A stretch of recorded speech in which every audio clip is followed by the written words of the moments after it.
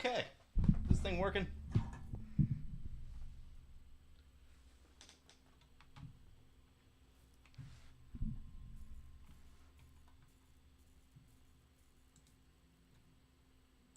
Can you hear me? Sweet. Alright, let's get into this game. Playing some Gisela today. Here we are. This is Double Strike Tribal. Basically, all of our creatures have Double Strike. And we're just going to have a trip. We're going to try to have a good time. That's what we're going to do. And whose turn is it? Xeno's.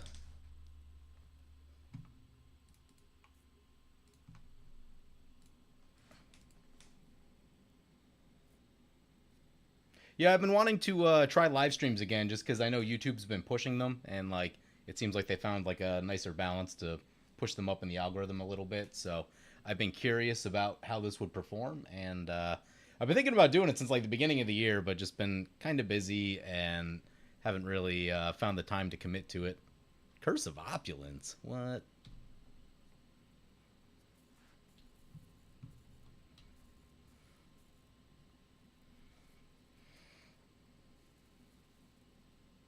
Means we can't get the treasure? It's annoying.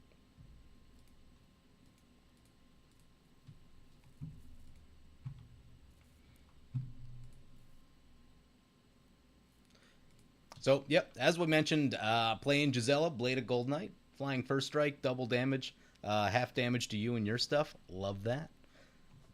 Excuse me. Mystic Remora coming in. We got Xeno piloting Catilda and Lear, which is going to be a pretty nasty control deck. I've seen this one a little bit. Whenever you cast a human spell, target instant or sorcery card in your graveyard gains flashback until end of turn. The flashback cost is equal to its mana cost. Getting your spells back is insanely annoying. It is like, it's a problem. It's a problem. I don't know that our deck is super well equipped to handle that, but let's play the Nykthos here, get the Bitter Thorn.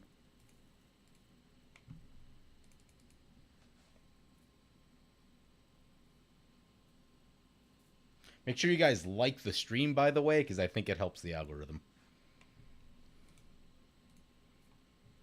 Mystic Remora, can't pay.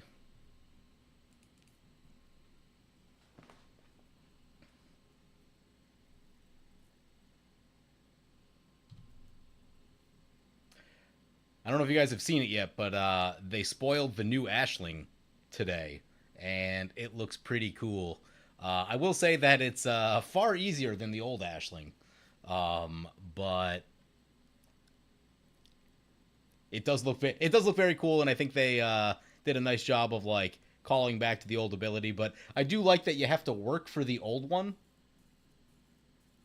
And you know, it's a very rewarding payoff when you actually get it working, because it's not like the easiest thing to do all the time, but yeah. Working on a Commander Mustard EDH deck. Sweet. I have not played that one.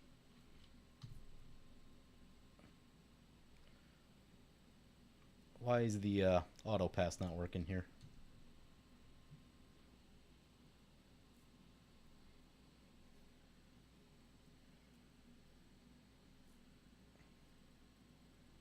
Yeah, the fish being fed will be an issue. Who's that? D-Manny with the fish? Yeah.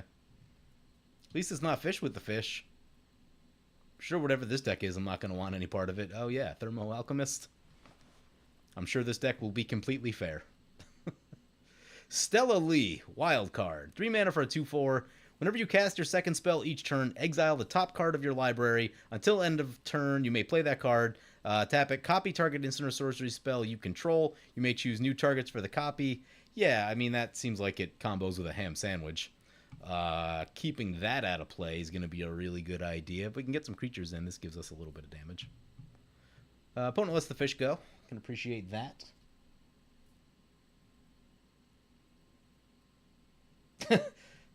Good luck against Stella Lee. Yeah, I appreciate it. I appreciate it. Probably going to need it. I do think we are overmatched. I did make a few upgrades to this deck before the game. I'm testing out some tech that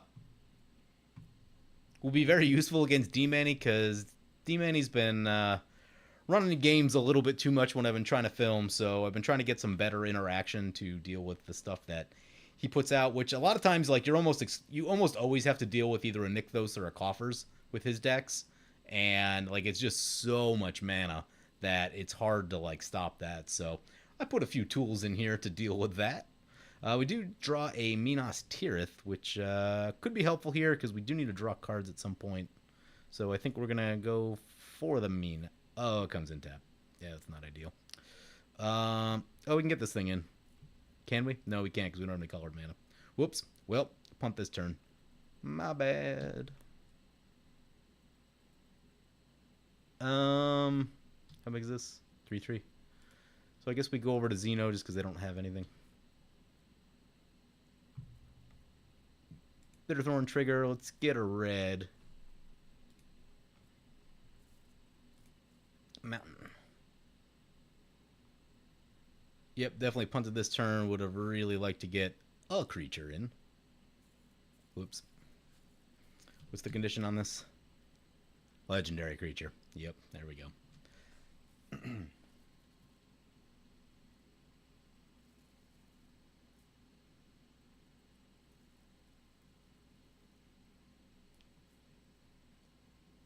Stella, Riku, and Catilda are going to be stupid for walking into an angel bar? Yeah, I don't know. I'm feeling overmatched. I'm feeling overmatched.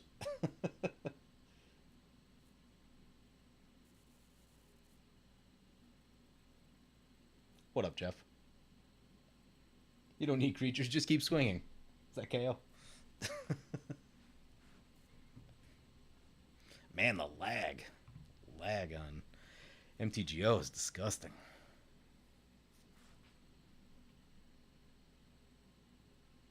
Am I playing Destructive Urge? No. Oh, man, I probably should be. I probably should be. I'm hoping D-Manny and Fish aren't in chat. The cards that I added are Volcanic Offering and From the Ashes is one that I'm interested in trying out here. Wait, did they not make it? Where's... There it is. From the Ashes. Destroy all non-basic lands. For each destroyed this way, its controller may search the library for a basic land, put it onto the battlefield, and each player shuffles after that. So that one, I think, is something that I probably need to start playing more, especially against stronger decks, because the lands are usually disgusting in stronger decks, and you a lot of times need multiple pieces of land destruction against stronger decks like that. So we got that. We also got the classic Volcanic Offering, which... Oh, no. Oh, no. Bring it back. Bring it back. Oh, God. Really? Really, we're doing this. Volcanic Offering. There it is. So, yeah. 7 damage to each of 2 targets that you don't control, and you may pop up to 2 non-basic lands you don't control, and your opponent gets to choose 2 of those targets. So, that's a card I've always liked. It's a card I've always liked. Okay, Fish's turn. Yeah, we can pass. It's one of those cards that actually stopped running for a long time because, you know, we try to keep games kind of chill on the channel. But as things have, like, crept up in power, I think Volcanic Offering is more and more warranted. Yeah, again, especially because of the lands, right? And the fact that it's an instant is fantastic, too. Gotta love that. Have I thought about making an Eartha Joe deck for more Boros goodness? I have. That's actually probably the one I want to make more than anything else. And I should probably do that really soon, actually. I have thought a lot about that one, because you can do Tap Creature Tribal with that, and I have been wanting to do the Boros Tap Creature Tribal deck for a long time. So that'll be a good spot for that. What card is this? Oh, Gimli. Makes... let's see. Put a +1/+1 counter on it whenever it deals combat damage. Create a treasure token. That'll be some really good mana. I mean, we have decent mana already, but that'll be even better mana.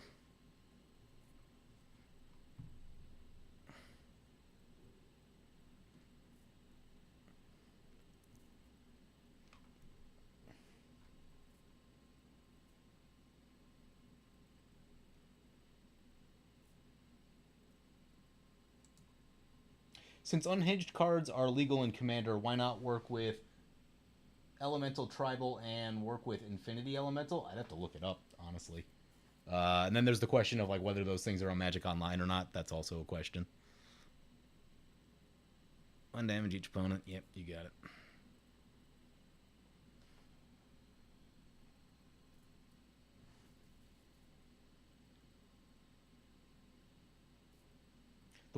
The one fun thing I got for Gnawbone so far is Rampage of the Clans is a surprise finisher. I have to look up Rampage of the Clans. I don't remember that one. Try to remember to do that in a second. Take our turn here.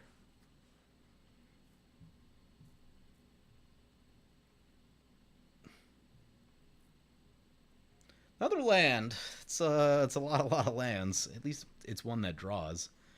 Can get down with that, but let's see. What's this one? Deals combat damage to a player. You may cast target instant or sorcery card from your graveyard. We don't have any of those yet. So I think I'll get the ramp one because ramping is always good. We could potentially have. I don't know that it does a lot. Maybe we just go for a tap land this turn. Actually, can we? No, we can't draw this turn. So yeah, we'll use the Ancient Tomb.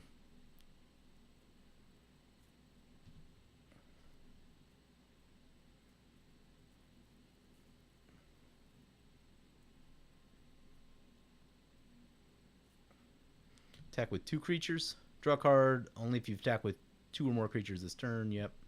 Can't play that. I think we just get the Needle Spires since it comes in tapped. How big is this thing? 2/4. And into 3/3.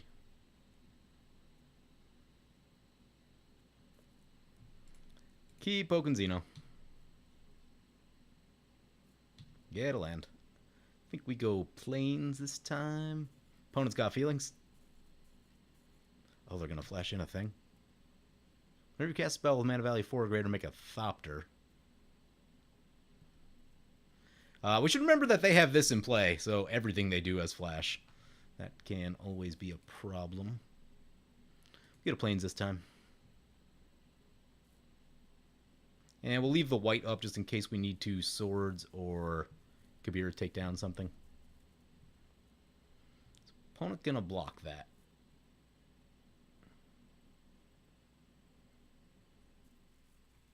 No, they're going to let that go through. Cool. Okay, what am I looking up? Looking up. Try Infinity Elemental. I'm guessing Infinity Elemental is not online.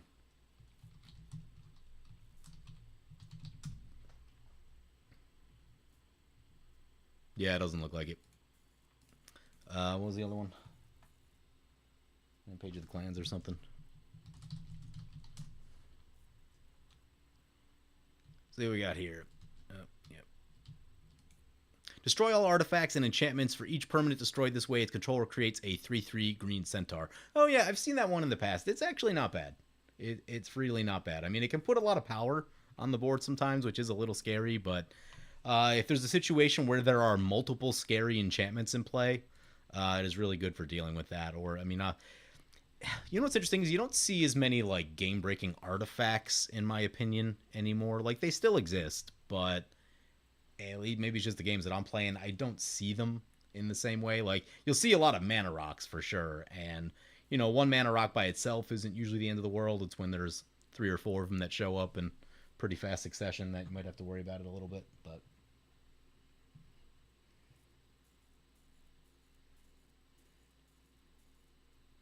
Oh yeah, and so if you're making treasures with Gnawbones, yeah, that would make a bajillion 3/3s. Unhinged cards are not legal in Commander. Yeah, that's what I. Okay, yeah, that makes sense, right? I got confused about how they. What's the last one? Unfinity? Unfinity, I think was the last one. I think I have a box of that somewhere. I've been meaning to do a very funny video with that. I got to do that. I actually bought one of the props I need for it this week, so sometime later this week, maybe this weekend, I'll get that thing filmed. I've been excited about it. It'll be really dumb, but thinking about it makes me laugh, so it's one of those kind of videos. Whenever you cast an instant or sorcery spell, put a +1/+1 counter, or give, sorry, +1/+1 until end of turn. If casting or copying an instant or sorcery spell causes a triggered ability, trigger it a second time. Yeah. So, I mean, yeah, we could just, like, try to blow Fish's board away at some point. May not be the worst idea. Although, we have two Spellslinger decks at the table. Like, I'm curious to see when they're going to start playing some removal here. D-Man is also at the table with Riku of Many Paths. 3/3. Whenever you cast a modal spell, choose X, where X is the number of times you've chosen a mode for that spell. I'll read that again. Choose up to X, where X is the number of times you choose a mode for that spell. And you can exile the top card of your library and play it until end of turn. Put a +1/+1 counter on it, it gains trample, or create a 1/1 blue flyer.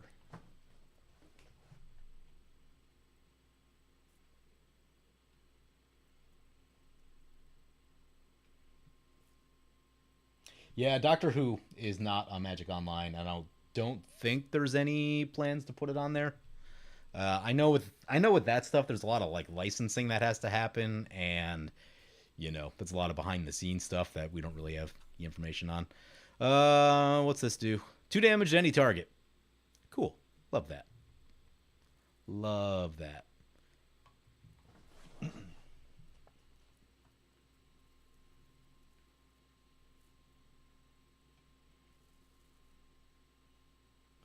I wish with Unfinity that they, and this was probably a nightmare logistically, but I wish that they made the legal cards black border and they made the non-legal cards silver border. I think that would have been a much more elegant solution than like the little acorn thing at the bottom, which is, I had LASIK last year. I can't see anything. Actually, fun fact about that, I have an eye appointment tomorrow to go get that looked at. But yeah, I had LASIK last year, so like reading the text on these cards is actually really difficult for me. And that is like, there's been a number of reasons that there's been less videos this year, but that's one of them. It is just harder when it's difficult to read. So yeah, that's all been a fun thing. But me piloting a Boros deck with an Angel as the commander, all is right in the world. Yep. And honestly, this deck is probably better served with Aurelia, but I don't know. I've always thought about this. I've been thinking about this Gisela deck for a long time, where and it's not even executed like the best that it could be. I guess we can take another look at the deck while we're waiting here. So it like, there were a bunch of cards I wanted to get in it, but had a cut because it wasn't really performing in the first game or two that I filmed. But initially, it was like every version of like Hearthfire Goblin, which is just a 2/2 with double strike that I always thought was cool, and is like one of these cards that's just like, it's just sort of not good enough to make the cut. Like, it's always just like always a little bit behind where it needed to be. So initially I wanted to have like all those in the deck, but there are a lot of good creatures with double strike now with better abilities. Mirror Crusader's been around for a long time, but Enduring Angel is a really, where's the zoom? Enduring Angel is a really cool one with double strike. So yeah, like these things just plainly outclass Hearthfire Goblin. But so that we got like a ton of swords, because tons of swords and double strike make a lot of sense.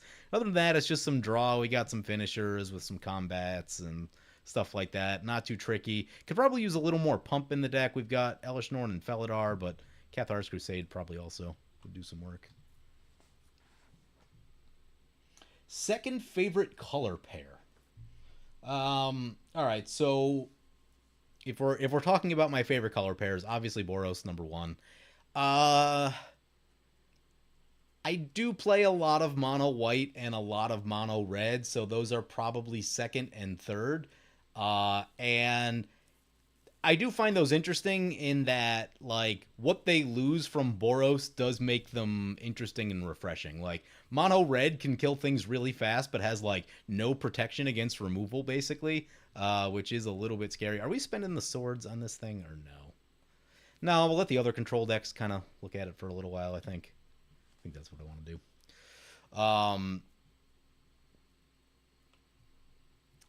What would my second... five color. Easily five color, because which I guess isn't a pair, but if you look at like just the number of decks that I've played on the channel, the second most played thing is going to be, after like mono red, mono white, is going to be five color decks, because I can just get into like all kinds of silliness with that, and I just have a good time. Whenever one or more creatures with mana value 3 or less enter the battlefield under your control, draw a card. Play the War Room. I think we're going mass card draw this turn. So, like, we probably could cast Gisela, but I think I'd rather just keep the little pokes going. 1/1 with Double Strike does get blocked, doesn't it? Yeah, that's all kind of a thing.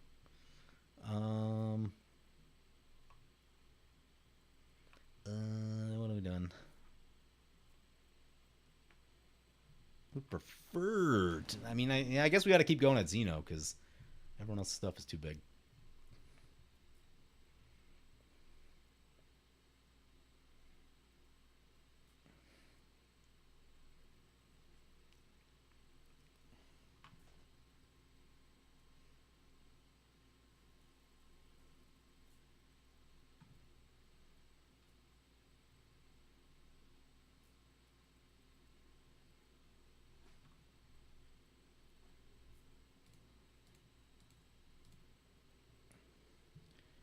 Send them both into Xeno. Would love to start going somewhere else, but yeah, just we don't have the size to get past stuff.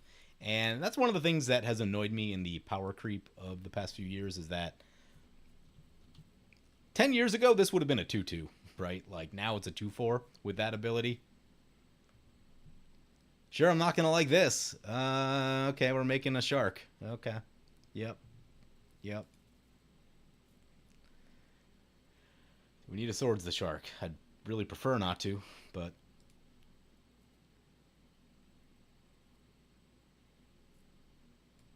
how big is the... It's a 1/1 flyer, huh?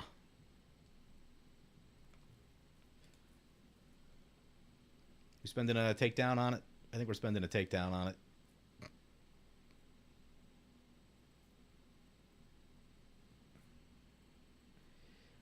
Use the Bitterthorn ability. Go for another red. We'll spend the takedown so we don't get blocked and, well, no, because that one's not going to die. We would lose the token. How bad's losing the token? It's not that bad. I think we'll be all right.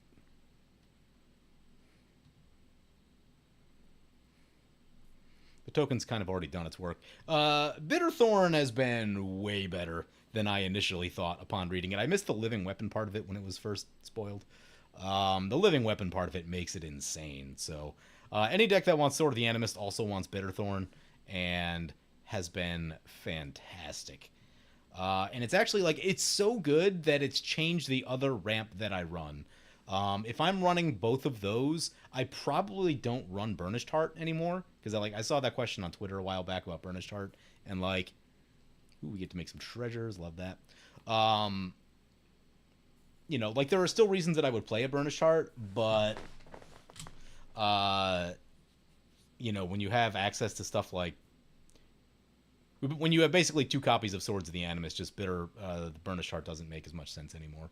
Also with Sword of Hearth and Home tends to go also with those decks and Dowsing Dagger, right? It's just a lot of really good stuff. All at once. All right, I got to focus up here so I don't misclick while I'm talking. Tend to do that sometimes. Okay, so we want to draw with this thing.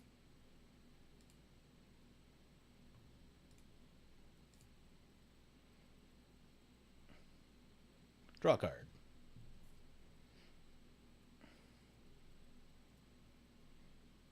Showdown is a cool card. Are we just going for Showdown? Yeah, maybe we just go for Showdown. That seems like a good play. Instead of doing the Worm, that's... Yeah. I like that. Because that also gives us a little bit of Devotion, which I think we need.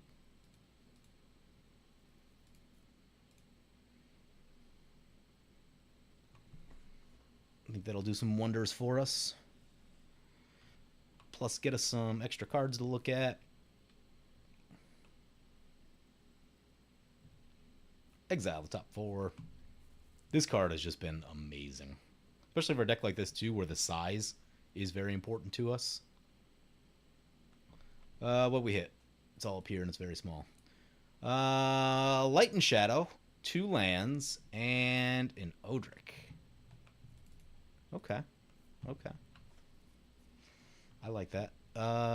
We could cast the sword if we burnt the treasures. I think the sword is safer in exile.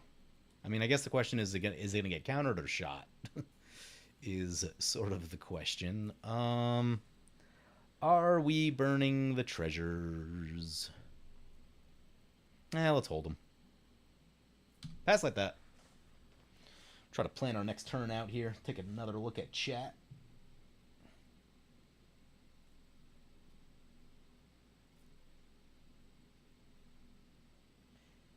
KO, get some bifocals to compensate. KO, I didn't get LASIK to then need glasses again.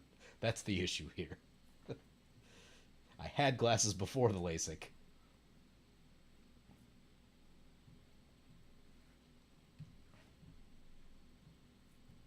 Never say never with Daybreak. They've been on top of things lately and trying their best. Yeah, and I get that Daybreak is trying, but it's they're always going to be limited by WotC and Hasbro. That's going to be the guiding light, right? Because like whatever stuff has to go on with Doctor Who is going to be WotC and Hasbro stuff, and basically Daybreak's role in that is just going to be like, hey, here's the Doctor Who cards. Put these on Magic Online on this date, right? Like that's sort of how that would go.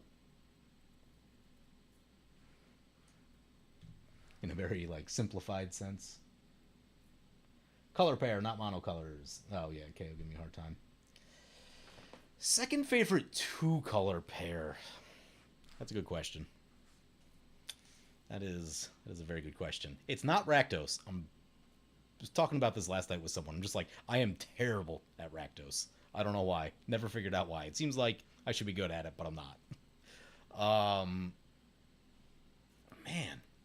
Have I even played any of those decks? Yeah, I don't even know if I played like other two color decks recently. Black-white decks, I mean, I know they've gotten better, but for a while they were so painfully slow that I wasn't really enjoying that. But I did play, what's that angel there? Firja. I did enjoy that one. Got to do some cool stuff in that deck. Oh, man. What other... Yeah, I really feel like I just don't play other two color commanders that much. I don't know that I have a second pair, like second color pairing that I really love. I feel like I should like rule more than I do. For some reason I don't. I don't know why.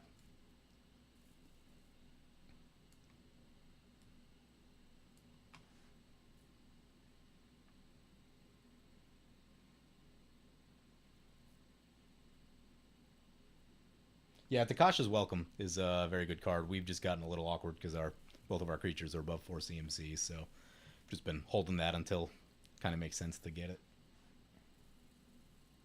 Is the live streaming a new thing? Yeah, I've been. I said it right at the beginning of the stream, so if you joined in late, yeah. So I have been wanting to do some live streams again. YouTube has kind of pushed it up in their algorithm, and I think they handle the live streams better, just like mechanically, than they were like 3 years ago or so when I was doing it. So, because I know they've wanted to get more competitive with Twitch, and I feel like they've done that. So yeah, I want to try out the live streaming again. I don't know what schedule will be like. It'll probably just be whenever I've got time for a game, and just get the game going at that point. But yeah, so I do want to give it another go. And the other thing too is that like views on videos haven't been doing as good, and it is like it's getting harder and harder to justify the amount of time it takes to edit.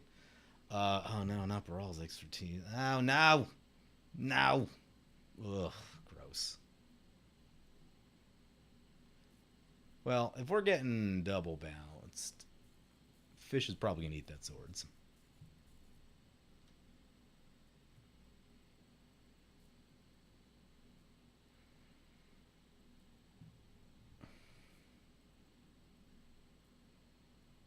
Let's see what D-Manny's thinking. But yeah, so the videos have been taking so long to edit, and just like they're not getting that many views. So I'm wondering if I can accomplish essentially the same thing by doing live streams. So that's been on my mind for a while, and then I skip the entire editing part of the process, which would be magical. What's he playing? Is that counter target spell?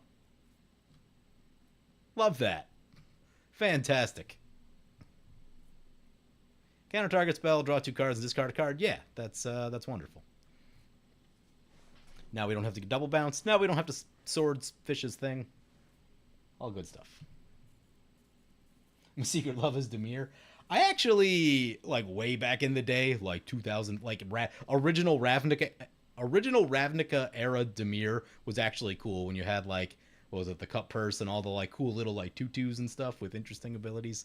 That's a kind of Demir deck that I could get behind. The problem with Commander is that Demir just means run every tutor and find a 2 card combo and then execute 2 card combo on turn 2. Right? That's every Demir deck now.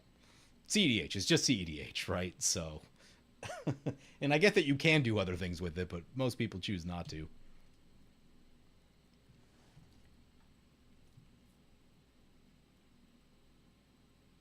You haven't seen my videos in 8 months. YouTube hasn't recommended them, despite being subscribed. Yeah, ring the bell the bell icon. The bell icon should notify you when a new video is released. Whose turn is it, fish? Yeah, even if you're subscribed to a channel, like if you just stop interacting with that content for a little while, like if you skip past my video like enough times, I don't know how many times it is, but then the algorithm will just be like, oh, I guess you're not really interested in that anymore. So even though you're subscribed, it will stop showing up. So yeah, the algorithm knows what you're interacting with a lot. If you are missing the videos, hit the bell icon, and that should fix that, but, you know, don't hold me to that.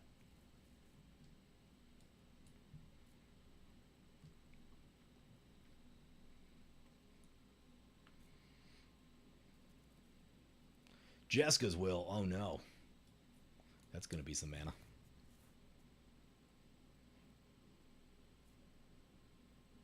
Good evening.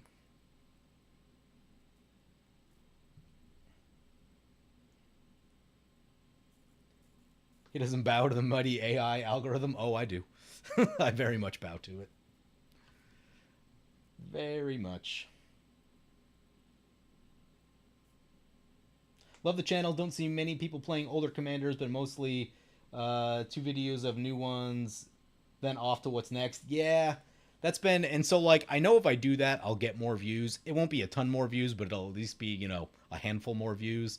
But, you know, at the rate that sets come out, you just get tired, right? You just kind of want to do the things you want to do. And, you know, I've been doing that. The problem is that like that stuff doesn't really generate a lot of views either. So, you know, for a while I was just kind of like, for a while I was feeling pretty burned out, and I really was just kind of playing the stuff that I wanted to be playing, even though I had like a very, very long to-do list. I still kind of do. But yeah, you know, it's sort of that delicate balance of like, for a while I was trying to mix new stuff with things I wanted to play, but you know, as I'm only able to make like 1, maybe 2 videos a week, a lot of that is just like, it's just been like, all right, I'm just gonna play the thing I want to play, right? But yeah, it's all tough stuff. I'm in this weird place where like, you know, I'm past 1,000 videos now, and it's just like everything I've done at least 1,000 times, so like everything gets stale after that point. So you're just like, well, what makes this the most interesting for me, even though you know, it's not necessarily the thing that's going to get views and clicks. Probably read this guy. Looks like it has a lot of text on it. Magecraft. Whenever you cast or copy an instant or sorcery, make a 0/0 fractal, plus counters on it, equal the mana value. Yeah, I'm sure that's pretty nasty. Seems like the type of thing that can beat you in a deck like that. I did not put enough board wipes in this deck. That is for sure. Also, there's light and shadow. Are we getting nothing off the light and shadow? I guess a little bit right there. There's some white, but a lot of blue, red, green. Light and shadow, not the right sword for this occasion. And that's actually why I don't run. Like, if you guys look at my Aurelia decks historically, light and shadow is not one that I've run very much.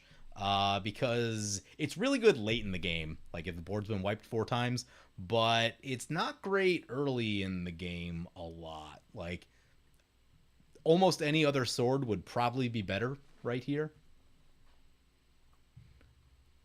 So, you know, that's all a thing. You getting attacked? Yep, getting attacked by the 1/1.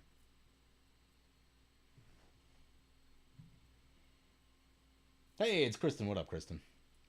Been thinking about older stuff the past few days too. Yeah, I mean, I think almost exclusively about building older stuff at this point. Like, I try not to get like, I don't know, like most new cards just don't excite me that much because they come out every 3 weeks, and it's hard for me to get excited about things every 3 weeks. I really miss the like quarterly releases. We could go back to like 4 to 5 sets a year. That would be magical. Would love that. It's enough time for me to like think and digest the set and like, you know, process what's going on and then kind of look at the new thing. The release cycle is too frequent. Oh, yeah, we got a super chat. Thanks, Luke. Good luck. Have fun. Thank you.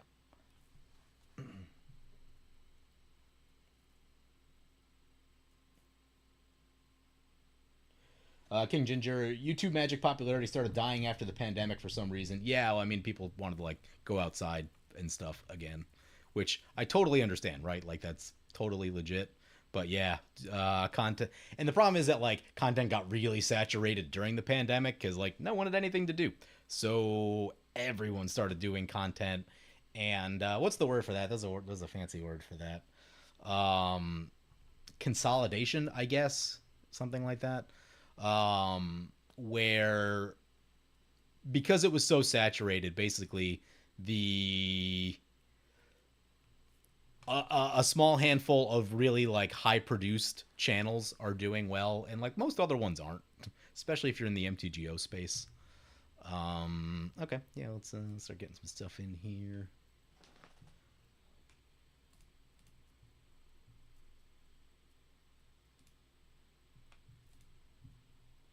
Let's get our Odric.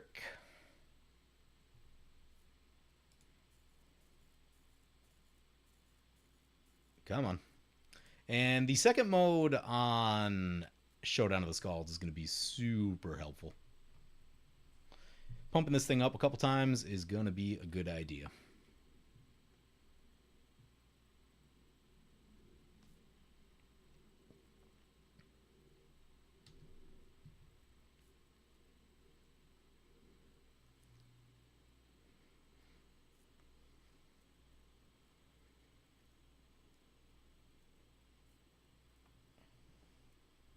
Market saturation, yeah. Yeah, right. Like there were like way more content creators than there was a demand for content creators, and you know, and then like with people leaving the game, right? A lot of people they want to go outside, they're taking a break from Magic, and yeah, just like I did like last fall, I did a deep dive on like basically what stats the other Magic channels were doing. I looked at about 40 different channels, and almost all of them are in decline except maybe about five.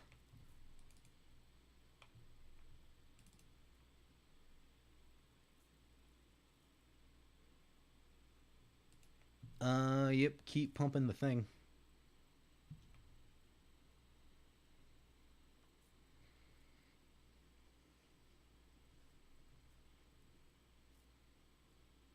You just realized this is Double Strike Tribal? Yeah. I think I was telling everyone before you got here, but this would be better served with Aurelia in the command zone, but I've always wanted to do this with Gisela because I think it's funny if you have a 2-2 that's hitting for like 8 damage. Just find that entertaining. Um, Man, we're so prone to just getting demolished by all of these blue decks that, like, I really don't want to commit all that much to the board. Just for no protection spells. Seems rough.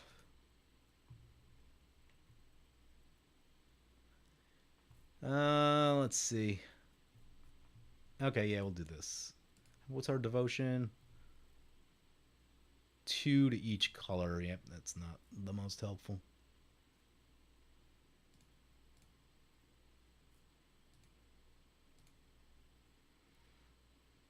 Equip the sword.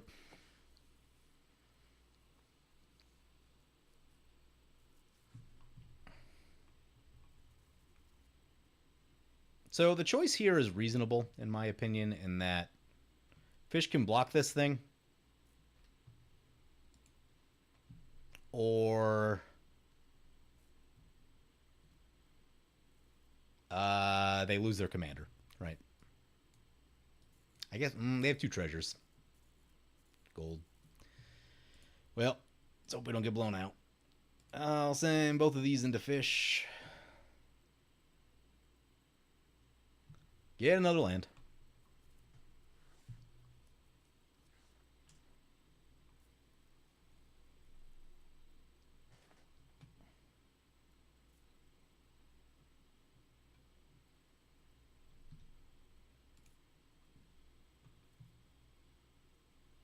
Jeff says, I help a podcast with new commander reviews, new sets, and God, it's exhausting. Yeah, no, it really is. It really is.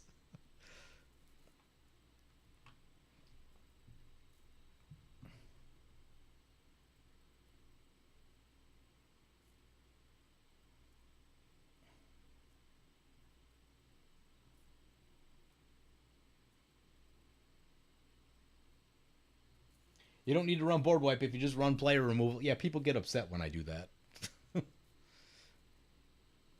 People get upset when I do that.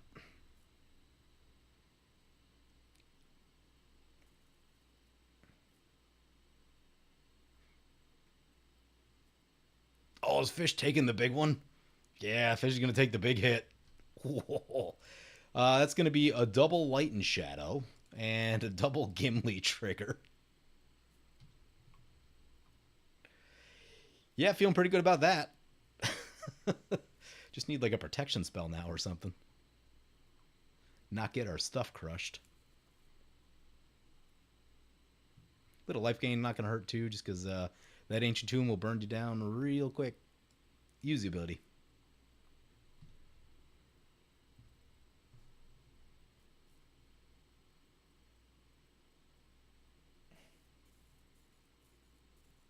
What cards didn't make it to MTGO that I wish had? The couple that were bugging me for the longest time were Ascend from Avernus. I think also Descent. I think also Descent into Avernus isn't on there.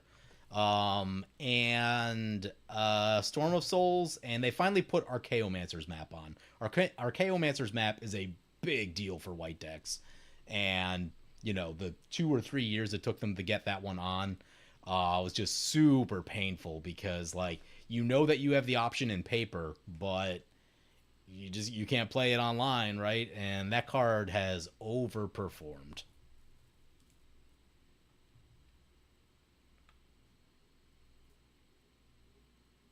Gaining 6 life back. Love that. Let's draw another card here.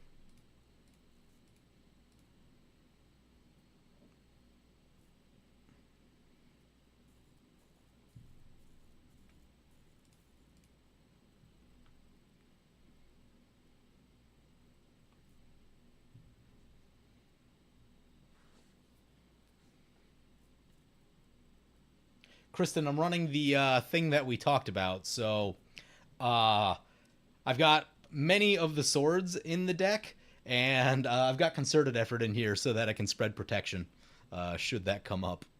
Ooh, what's this? Flying Trample. Humans you control have +1/+1. Sigarda Champion of Light. Coven. Attacks if you control 3 or more creatures, different powers. Look at the top 5 of your library. You may reveal a human. Put it in your hand, rest on the bottom. Yeah, solid card.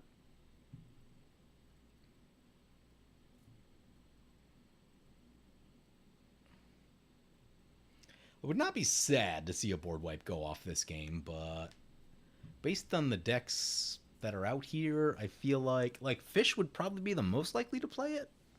Everyone else kind of has stuff going.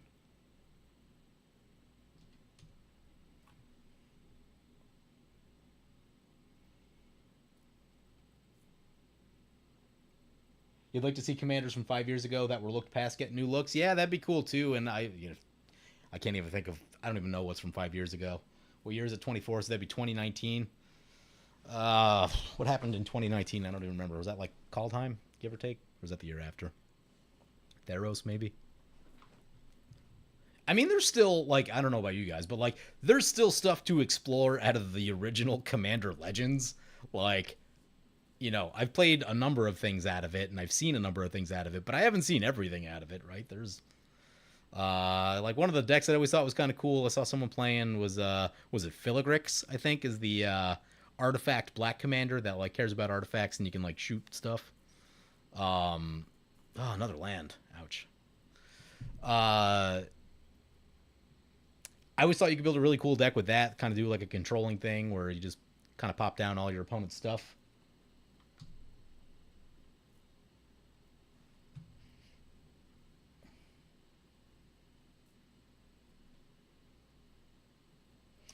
How soon until we get a G.I. Joe crossover? I don't know. When's the next G.I. Joe movie coming out?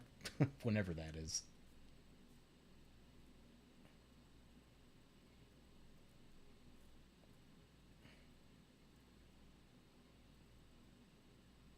This deck would enjoy Mob Verdict. I'm going to have to look that one up.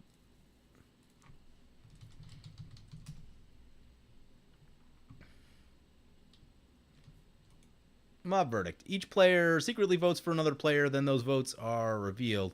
Mob Verdict deals 2 damage to that player and each creature that player controls for each vote you receive to draw a card. Oh, yeah. Okay. Yeah.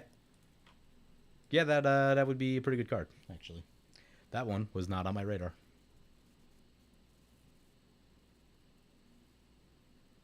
Has anyone tried the new Olivia? I guess that's a question of which Olivia. Is there like a new Olivia? There was like medium new Olivia, which I played once, but it was bugged on Magic Online. And I don't know that they ever fixed it. I'm guessing this is the one you're talking about. Olivia, Opulent Outlaw. Okay, yeah, that's, Thunder Junction. Flying Lifelink. Whenever one or more outlaws you control deal combat damage to a player, create a treasure. Sacrifice 2 treasures. Put +1/+1 counter on each creature you control. Yeah, I mean, that seems really strong. Anything that makes treasures is generally busted.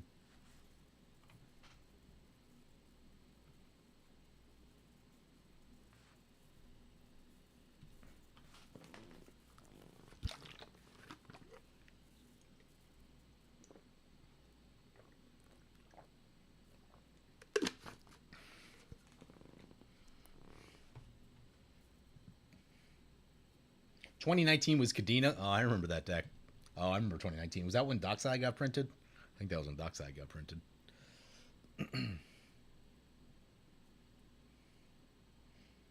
So you wipe your own board, take 8, draw 4 cards. Excellent. Oh, never mind. Yeah, no, that's, yeah. Your opponents take damage, and you draw some cards, I think is how it works.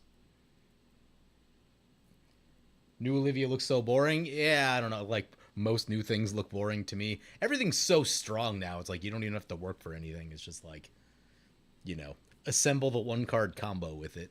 Watch it go burr. That's why I like Old Ashling. Old Ashling is like a hard commander to work, and I had to like spend a lot of time in the workshop trying to figure it out. And really, the key to that deck is just make disgusting amounts of mana. It's one of the most mana-hungry decks I've ever seen, and I have played a lot of decks. Mr. Retrieval, sure, I'm not gonna love that. What we can do is just pop the commander so that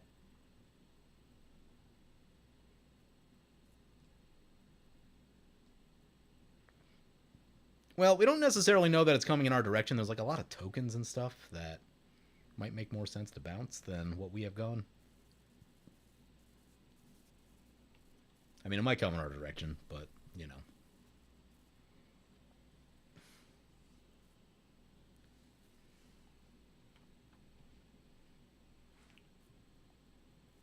Commander with a tribal payoff involving treasures, yeah. So exciting. So many cards are the engines and payoff now. Yeah, that was a big thing I noticed. What was the first one? It was around, what's that set with all the cool creature cards there? Ikoria? Yeah, did I say, is that the one? Yeah. Where, what, Kinnan, I think? Kinnan was like really one of the first times where it was like blatantly obvious that the setup and the payoff were on the same card, and I was like, nope, don't like this at all. And then they just decided to keep doing that. Yeah, the new Ashling does look cool, but it does look too easy, in my opinion. I am excited about it, and I'll probably try it, but I do like old Ashling. And really, I want more red cards that care about +1/+1 counters. There are surprisingly few. I think All Will Be One is like hands down one of the best, and is pretty recent in the scheme of things. There are not many. There is indeed a new Ashling that just got spoiled very, very recently. Someone sent it to me today to look at.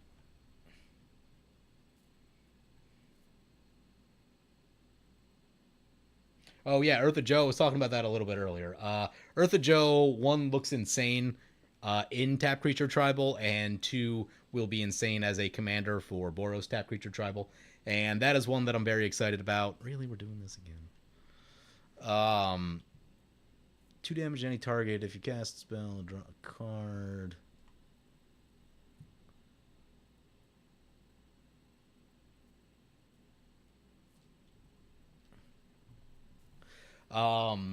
Yeah, I think you can make a really cool deck with Eartha Joe. Like I think there's a lot of possibilities to do with Eartha Joe.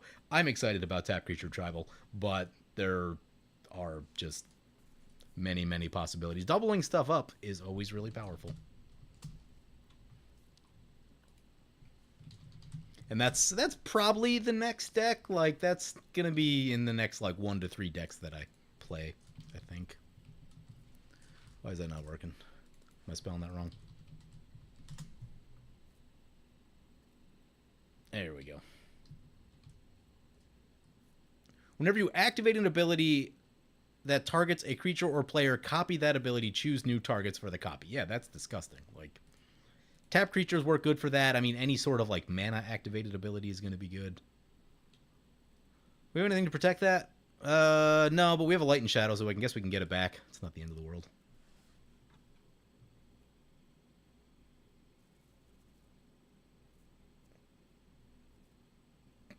Chulane definitely, but Corvold had so much if needed. Yeah.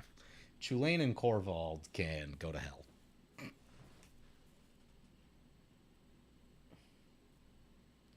Felix 5 Boots is pretty fun. I don't even know what that is. KO silly. MDC FTC dual tap lands are pretty neat. Which ones are those? Mono, dual phase, dual tap land. The 2-color ones? I don't care for the 2-color ones. Like, I would run where it's like 1 color on one side and 1 on the back. I would rather just run like a tap land. Rather run Alpine Meadow. Down goes the Odric.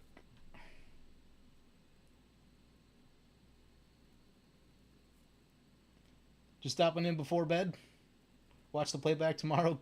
Good luck. Thanks, man. Thanks, Matt. Appreciate it.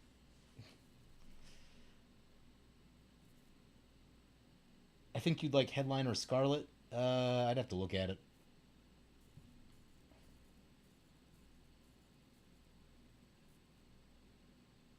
Annie joins up with Pants Lava is disgusting. I'd have to look at it, but I'm sure it is.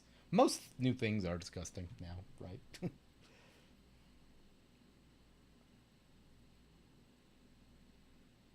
Oh, the lands are 2 colors on the other side? Oh, I don't even know if I've seen those yet.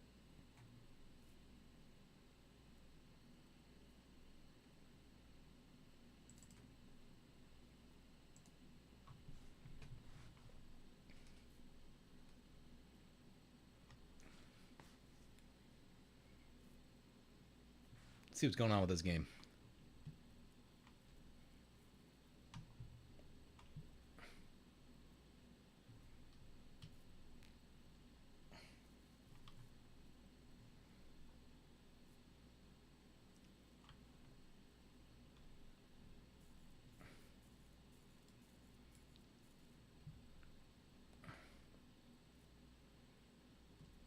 Simic Charm on the Sigarda.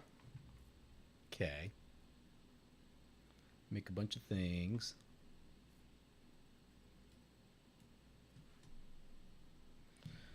Don't feel like I need to shoot anything right here.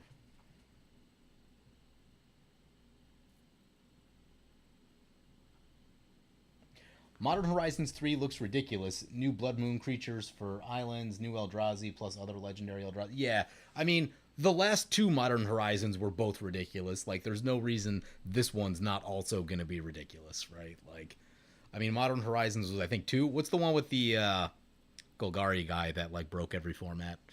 Um, right? Whatever set that was, I think that was two.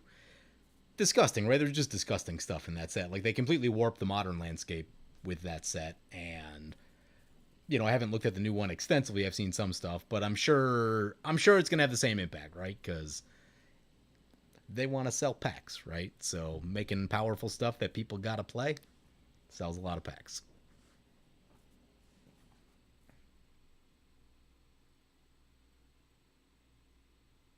New white free spell is dope though. Yeah, having two. I mean, all right. So I love having a Teferi's protection. I hate when an opponent has one. And if there's two of those in every deck with the free white spell now, that is very disgusting. I am not sure how to feel about that. Um,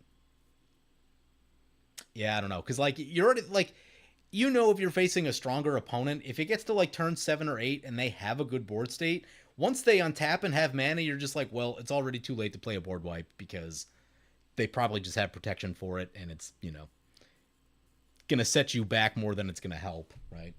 So, uh, yeah, protection spells are a complicated thing in this game, and that if the board wipes actually landed, games would go longer, and you could like respond more, and it'd be a little more like the days of old. But yeah, with the protection, like it's like, oh, one player gets really far ahead, and that player probably wins the game because someone else needs to have a board wipe, or they got to have an instant speed one, or some way to like pick apart their stuff over the Teferi's protection. And yeah, it'll be powerful for sure, but I'm not sure it's what the game needs.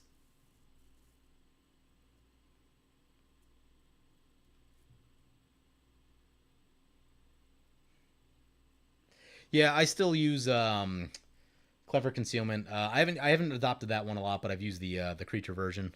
Which one is it? Guardian of Faith.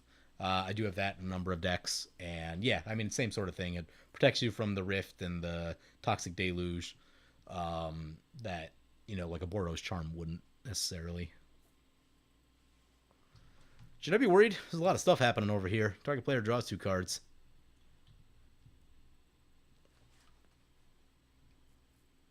Red Elemental Blast. I wish I was running a Red Elemental Blast right now. This would certainly be the game for it.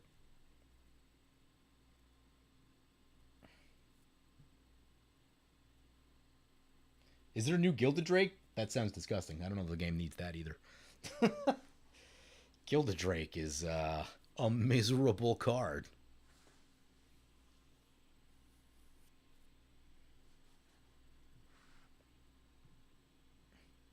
Could you imagine Commander without Treasure? I can because I played Commander without Treasure, and I liked it better.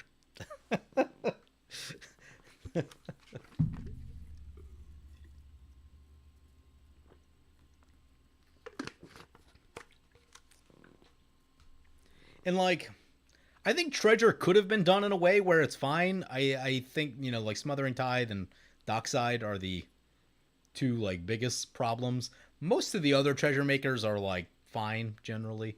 There's that one red black commander you played that was absolutely disgusting, but um, yeah, like if treasures were more limited in like how many they produced each turn, I think it wouldn't be as big of a deal. But yeah, the Docksides and the Smothering Tides of the world are a little too strong. Prosper, yeah, that's another one. No, it wasn't Prosper. I can't remember.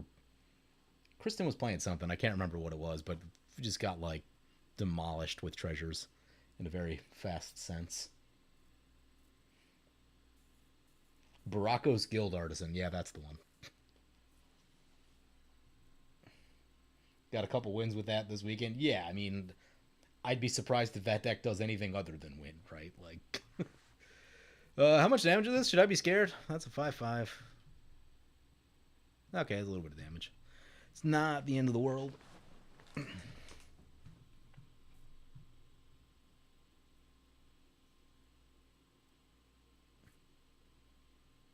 You miss Gishath? Ah, I miss Gish. I miss Gish. Oh my god, I can't even say it. Throat is drying out. I miss Gishath also. I always wanted to build that deck in paper, and I just like never got around to it. But I have played it a lot on the channel. I played Gishath 5 to 6 times on video, which that probably puts it in the like it's easily in the top 10 of like most played commanders on this channel.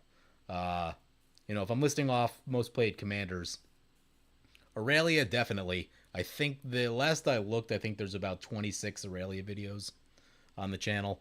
Next is gonna be Feather. I think Feather was about 15, maybe 20. A lot of Feather videos over the years. Then after that, you're probably looking at like some of the mono white angel commanders. Like I know Giada, I've played a bunch recently.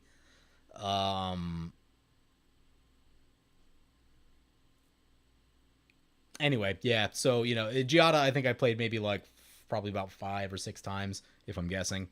And then, so it is once you get above like 2, I haven't played most commanders more than twice on the channel. So having played Gishath about 5 times or so does make it one of the most played commanders on this channel. The dinosaur facts are fun, except I'm running out of good ones, and like I have to like go pretty deep into the research to find new ones whenever I do those. Wow, the lands keep coming. And like we've pulled lands out of the deck too. Like we've done exactly the thing you're supposed to do, which is pull lands out of the deck, and we're still just drawing them at an alarming rate. You have pretty good mana this turn. We don't have like the most amazing board presence I've ever seen, but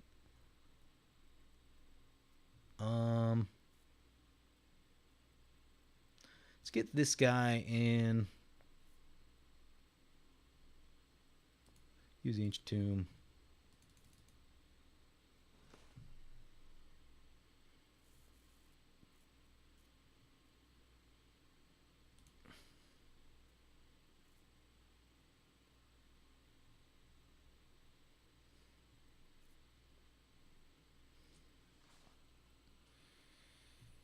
If we get Gisela. Oh, Fish is tapped out. Can we just Alpha Strike on Fish? 18? Oh, we might be able to. Yeah. Can we just put that on there? Does Fish have a 1-mana spell?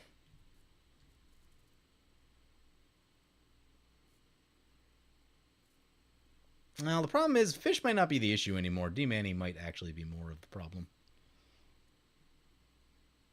Feather is number 2 at 16 videos. Gishath is 7th at... I played Gishath 10 times? Wow.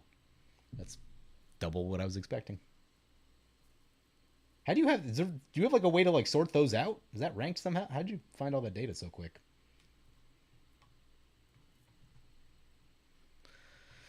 Like I know Fish could go off at any minute because they have 2-card combos, but they're like really not actually doing that much at the moment.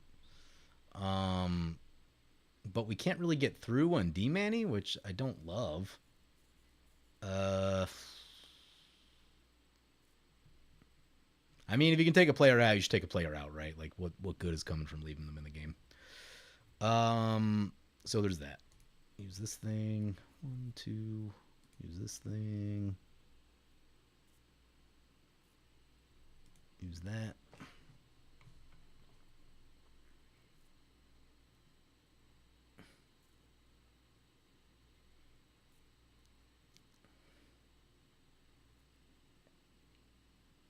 You made a spreadsheet. Did you like download my channel analytics or something? I'm very curious about where you got the data. Because like I know I can download a spreadsheet of all this stuff, but even that is still like a nightmare to sort through.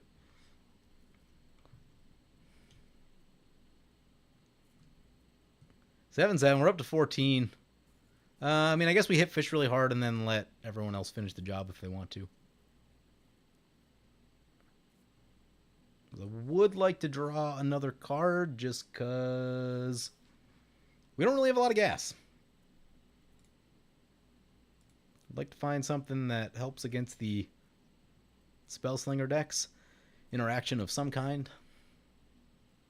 Keep attacking. Keep pulling lands out.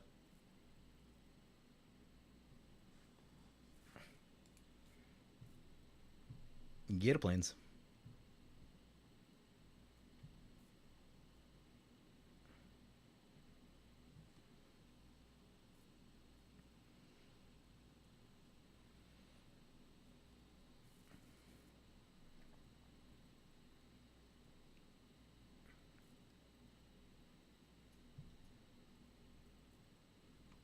This would be like a really good Mask of Memory situation to like loot through some of the lands.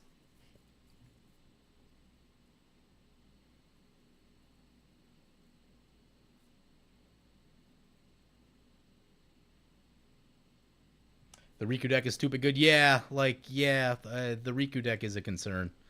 The problem is I don't know how we're getting through open mana and like a lot of treasures and all that. That all seems disgusting. Light and Shadow, get back to the Odric, yeah, and gain some life out of it.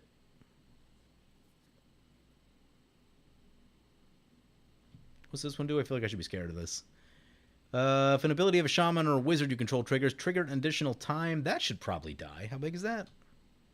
It's a 1/3?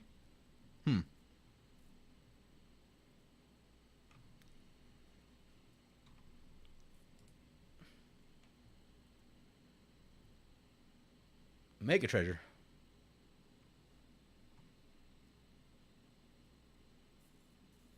Part of your job is analytics? All right. There you go. Oh, what up, Danon? There you go. I had looked at the numbers at some point, somewhat recently, but kind of forgot them off the top of my head. Yeah, man.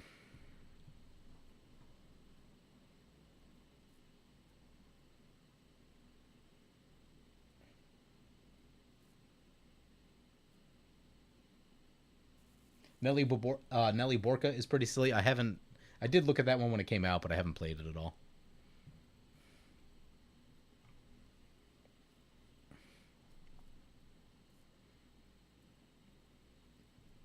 I do like the life gain that Light and Shadow is giving us right now. I noticed that, like, compared to like 10 years ago, your life total just burns down faster. Like, you're just always running Ancient Tomb and stuff like that, and you get attacked. It's just easier to get attacked early in the game for chip damage. So, yeah, we've gained 12 life back, and we're at 27. We'd be much lower without that. So let's play the Command Tower here. I know we could go for a tap land, but I am trying to stay open with card draw and interaction. So, yeah, we'll pass like that. If we really need a third blocker, we can get the Needle Spires. But I think a lot of it's going to be flying, which isn't going to do much for us. Actually, what's interesting is, so theoretically we could use the swords on something and then try to get it back with this.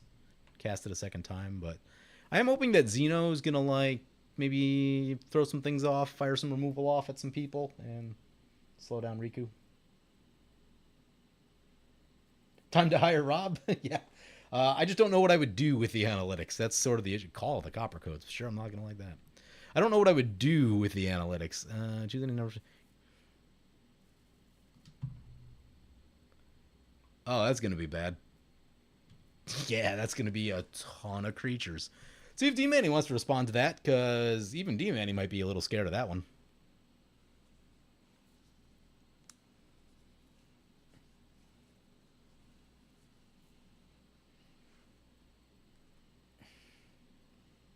Okay, I don't even know what you're talking about anymore.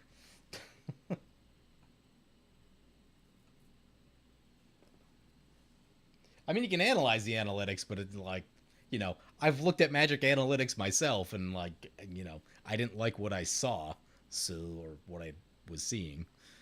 So, like, I just I don't know what to do with the information at that point.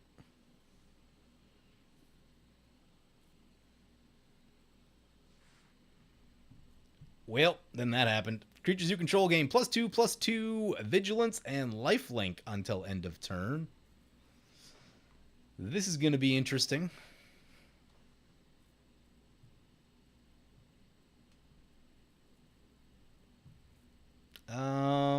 Yeah, that's going to be a lot of damage. A lot of damage. See what D-Manny's thinking.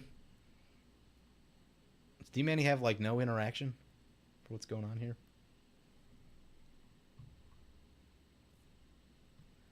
That is a lot of 3/3 lifelinkers. And the worst part is, like, they can just do this all again next turn, theoretically. They don't have a ton of mana, I guess, but...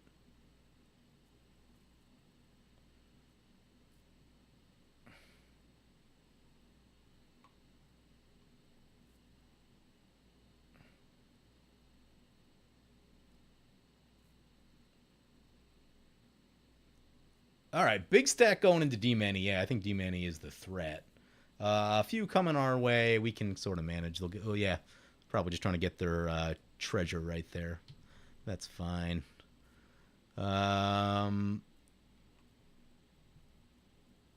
We could block, but they would just kind of bounce off each other, and I don't know that the risk is worth that. I guess it would soak up 3 damage.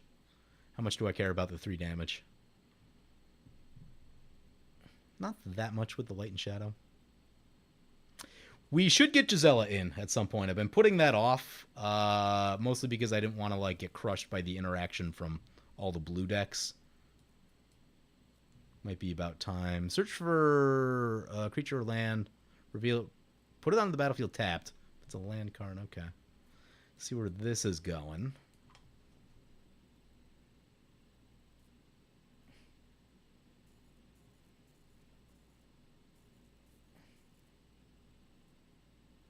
One of your most popular videos is Nekusar Prison. That sounds like such a good time. What could be more fun than that? Has anyone tried New Kambal? I have not. Glacial Chasm? Oh, we going Glacial Chasm? Well, we're going to need to dig out the super secret land destruction tech that I was talking about early in the video with From the Ashes and Volcanic Offering. Does require us to draw not lands, though.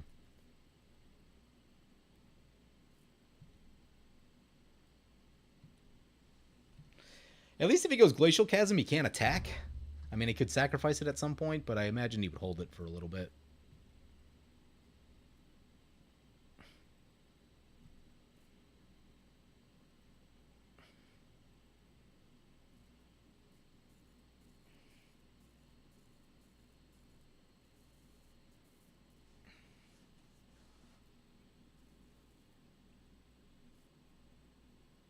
Nukem Ball is crazy in the 99 of a few decks. Okay, yeah, I believe it.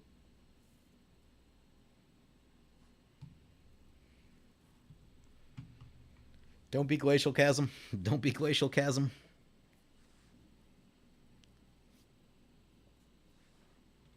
Was it Glacial Chasm? No, was it a basic? Any land card? That is insane. I don't see a Glacial Chasm. What do you get? Oh, he got a Seedborn Muse is what he got. I don't see the Seedborn Muse either. Where is it?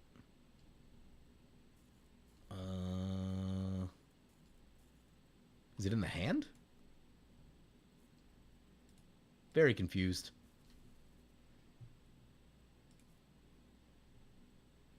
Opponent's going to block a little bit. I mean, we have a Swords for the Seedborn Muse, and that's definitely where we would park it, because no love for that card. Checking the game log here. It must be in his hand. Read this thing again. Oh, put it on the battlefield if it's a land. Otherwise, it goes to your hand. Okay, so yeah. It's living in his hand. That's fine. We will try to shoot that the second it comes down. Opponents lining up blocks. I love this. I love nothing more than when you have like big attacks like this that have to get like crushed, like where someone has to line up a ton of blockers and a whole bunch of things die. I love just like creatures like getting mangled together like that. Like if I have like a 30/30 creature, I would rather it has trample than unblockable, because unblockable, someone just dies. With trample, they have to sit there and like try to line blocks up, and you kill like 15 creatures, and I find that very exciting.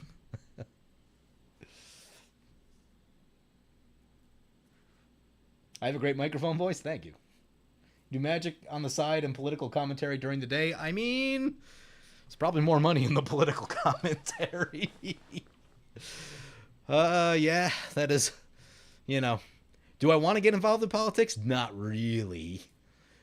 You know, I kind of have to like pay attention to it a little bit now because of, you know, past few years. Fish goes down. Xeno's up to 69. That's going to be some life to chew through. D-Manny's down to 14. The fact that Xeno can kind of just do all that stuff again is a little bit scary, though they'll need mana to do it.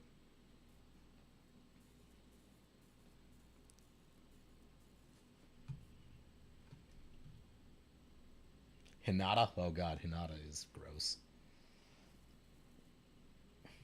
That charm is ridiculous? Yeah, a little bit. A little bit.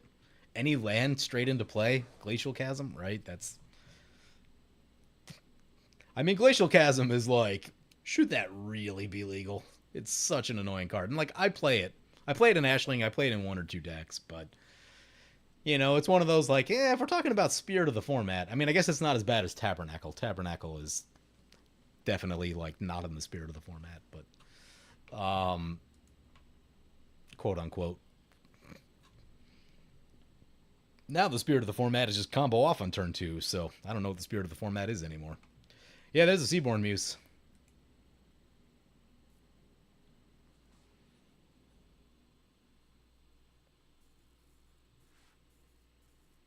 Just popped in. What's good? We're trying to get somewhere with this Gisela double strike tribal deck. Uh, Everyone was very concerned that they're like, oh, he's playing Boros. It's going to be insane. I'm like, no, it's probably going to be the fairest deck at the table, which it has been. We've ramped a lot, but our board presence is like middling at best. We have the 7/7 with double strike, pro black, pro white, but a lot of green and blue, red at the table, so hasn't been the most helpful. Um, yeah, it was just a cute little deck I put together. I wanted to be using stuff like Hearthfire Goblin, which is a generic 2/2 double strike, and many of its clones, but sadly they got cut for slightly better things because there's better double strike creatures now. So yeah, it's just a double strike creature deck, and it's not. I wouldn't say that this one is tuned up particularly well. It's got some decent stuff in it, but it's not insane.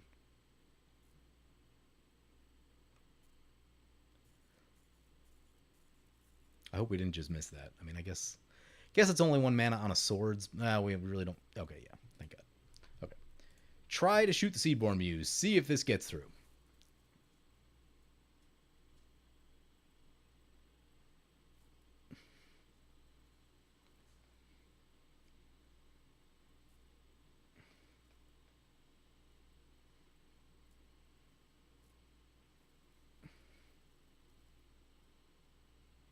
Spending all the mana.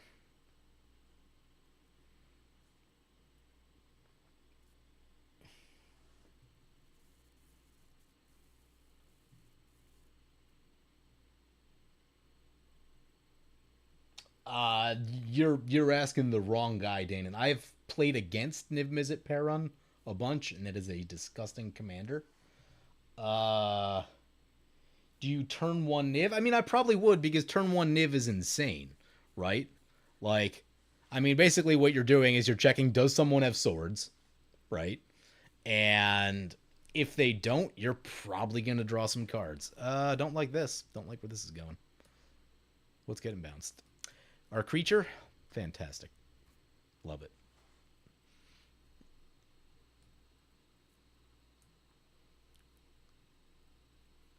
Yeah, we got the wrong protection colors. We needed a different color sword, really. Yeah, I mean, I don't know. Yeah, just like Niv Mizzet is so disgusting that yeah, like I probably would cast it turn one because it draws a million cards and you'll be able to shoot down stuff along the way and all of that. We are going to activate the Bonders Enclave before we get bounced. Try to find a little more card draw here.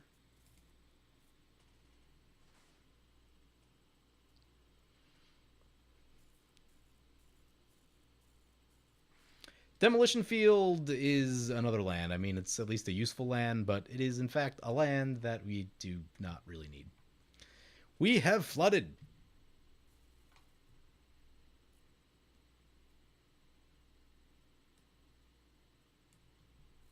How big is this thing? That's a 3. Yeah.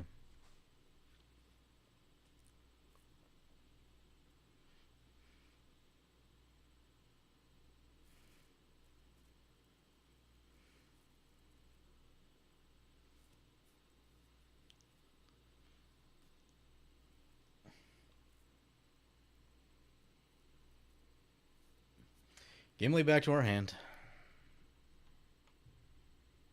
Was really trying to stop this untap. He's got 5 cards in hand, but this thing's disgusting. Oh, also this doubles it. Yeah, we really need a board wipe. And we really need it to resolve. What is this?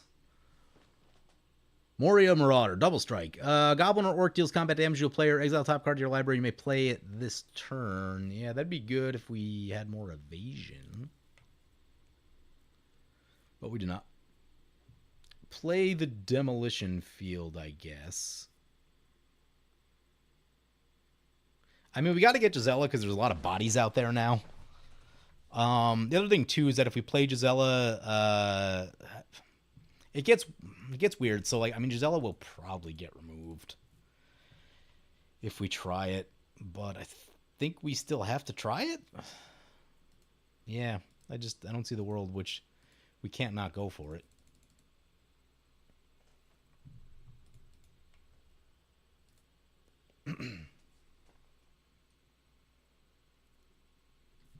Gisela coming in. Does D-Mani have flyers? Yeah, he's got flyers. That would be my next question. Ooh, hey, that's a thing. Xeno, let this go through.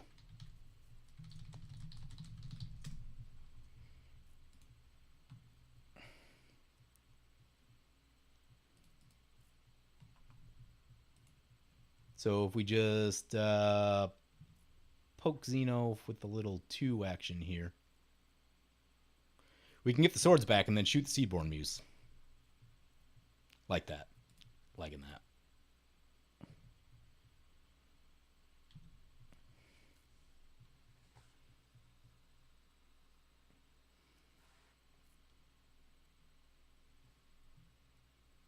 Yeah, some of the card treatments look really strange. Yeah, these two next to each other. I was definitely confused for a second. Definitely confused. I think we're getting carried away with the different card arts. Like, I just want to know what I'm looking at across the board, and there's so many variants of everything now that it is not a great time to try and keep track of everything. Can't even imagine what it's like in like competitive play. Yeah, so we get the flashback here on the swords. So it's you may cast target the spell will be put in your graveyard in exile. Yeah, so it's basically flashback. Try it again. Oop. Make sure we click the right target. Wait, is it free? Without paying its mana cost. Wow. Hey, maybe we should be running this guy a little bit more.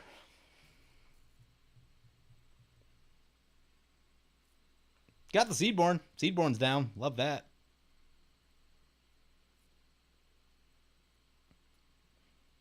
Okay, so do we... Gisela's in. I like that. Let's get this Takasha's Welcome. How much devotion do we have? 2 and 2. Still not great on the devotion. I'll get a little extra. It's going to be tricky. Let's get Takasha's Welcome. Don't need Demolition Field yet.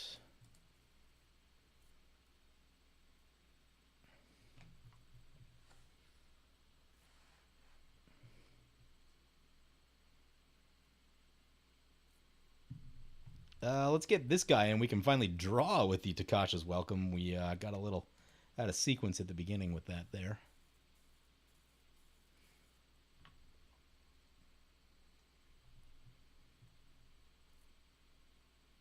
This does seem very powerful. Whenever a Goblin or Orc you control deals combat damage to a player, exile top card to your library. You may play it this turn. Similar to Prophetic Flamespeaker, doesn't have the trample built in though. And I've used Prophetic Flamespeaker. It's a little tricky because you don't want to like hit your Teferi's protection with it, but otherwise it can generate some really good value. We draw a card. Love that. Chivalric Alliance is more card draw. That'll be a play for next turn, I think. We want to leave up this thing. We probably want to get... Yeah, we want to get that in. We can draw another card with that. What's our red now? We have 1, 2, 3, 4. So we're slightly mana positive on the thingy. 4 red mana. Yeah, cast this thing.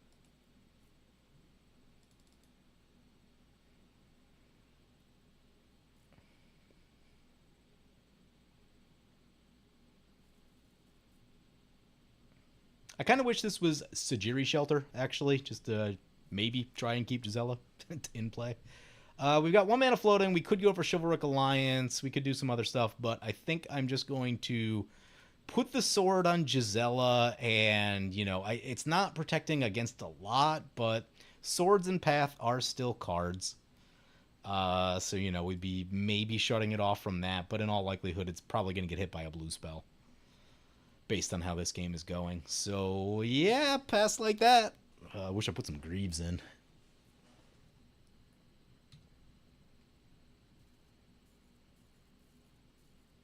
Yeah, Odric will be good next turn for sure. And, you know, there is a, depending on how closely opponents are paying attention, right, they may have lost track of it because it's been in our hand for a couple turns, and this game is actually going, like, somewhat slowly. So, like, they may have forgotten about this, and they may not be accounting for all of our stuff getting flying, which could be a whole thing. See what Zeno's thinking.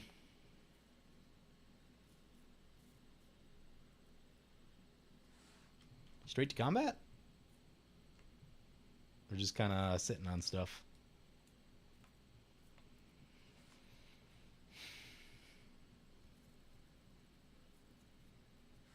We do have 4 mana. Shooting this thing might be a good idea.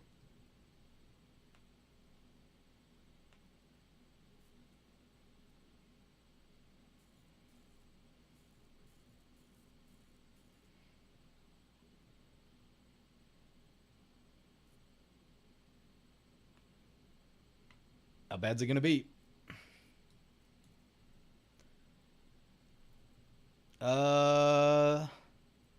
Blowing up the sword. Okay. Yeah, I think it's time we get rid of this thing. It's doing a little too much work.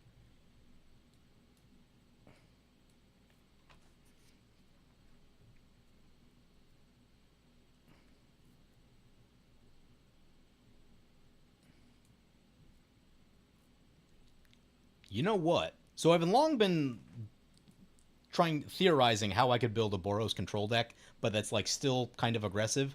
And with this thing, like we can get this back. Like I probably need to look at this for that deck because you can get your spells back. What I do want to do though is Kabira takedown on this thing, the Prodigy, so that they stop getting double triggers.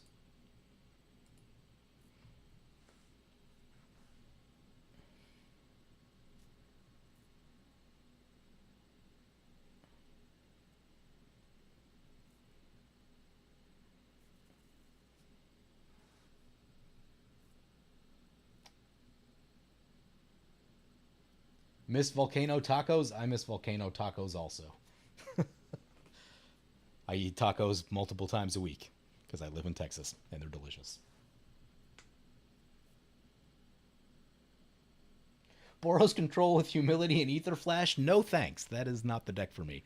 What I've been wanting to do, so how I've been envisioning it for a long time, is with Safina, which is Chief Jim Hopper out of the what you call it, Stranger Things set, and so basically you have a couple creatures that you can attack with, and then because you're able to like replace with card draw with the clue tokens, you can, you know, always kind of have a full grip, so to speak, and you know, just if you have like some small cheap creatures that have like removal abilities built in, a couple removal spells in hand, I think it could be pretty cool. That's a deck that I've been long thinking about, and I haven't figured out the execution for it yet. So I really just need to like spend an hour, sit down, and really figure it out. Play test it a couple times, and probably wouldn't be that bad. All right, so the Harmonic Prodigy is down. Feel a little bit better about that. There's still just like a growing army of fractals over here. We have a couple blockers, but we're not like, if Gisela doesn't stay in play, which, you know, that was probably a setup, right? Get rid of the sword, make sure that Gisela's not going to survive stuff. Then might be in some trouble. might be in some trouble. I guess the issue then, too, though, so, like, if D-Manny sells out to try and kill us, they do have to deal with Xeno, and Xeno just has a lot more life than they do. And you can do, like, literally everything at instant speed. Velomachus is your Boros control deck. How did you build your Velomachus? Because I found Velomachus exceptionally difficult to build in a way that I liked.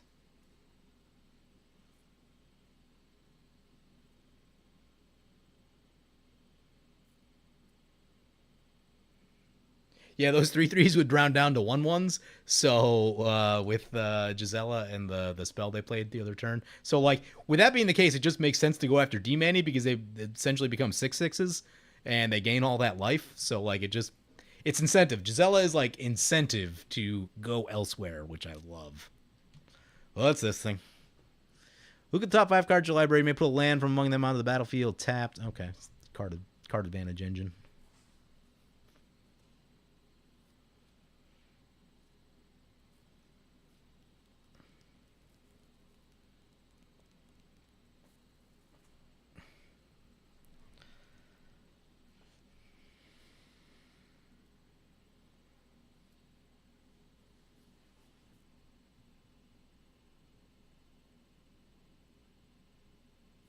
Bailoff with Noble Heritage as the background is your Boros control deck. Go their creatures. Yeah, that's a disgusting one. I've seen that one a little bit. Oh no, Collective Defiance. Oh no.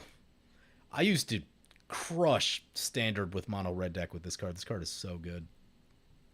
Gimli gonna go down. And now our Light and Shadow's down. I don't know that we have a way to get the Light and Shadow back. See, this is where you want the Light and Shadow because now creatures are starting to die. Again, our main thing is like Gisela needs to stay in play. Gisela should go down. It's a real issue. He's going to cycle his hand. God, I love this card. I wish, like, I don't play the decks where you could, like, really justify this card, but, like, I wish I did. Another deck that I've been thinking about for a long time, I want to build, like, a draw-go mono-red deck. And, like, Ashling would actually be strangely good for that, just that Ashling uses up all of your mana all the time. I wonder if I could do it with, like, Jaya Ballard, because that one's, like, a little less taxing on the mana, ever so slightly. But, yeah, I want, like, a very spell-based draw-go mono-red deck where you just, like, you're like, dual caster mage things you need to, reverberates.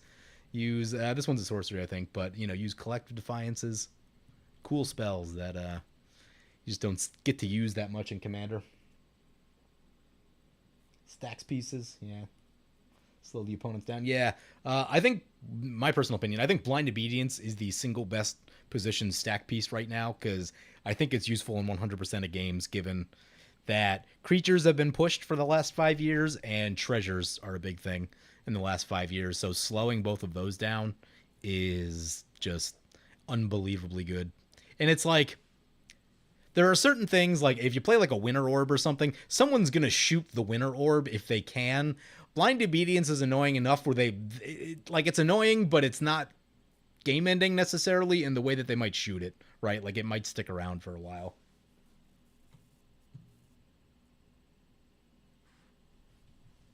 Yeah, actually, the backside of Burgi might be good for that. With the was it Horn of Carfel? I've thought about that a little bit too. That's one that's crossed my mind.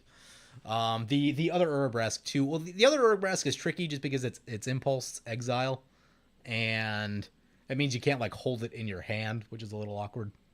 But it would probably still be okay. Well, that thing's getting big. An 8/8. Ooh. I guess it turns to 4, right? So that would do. I mean, he could pump it up, can't he? Yeah. I don't think it's worth risking that.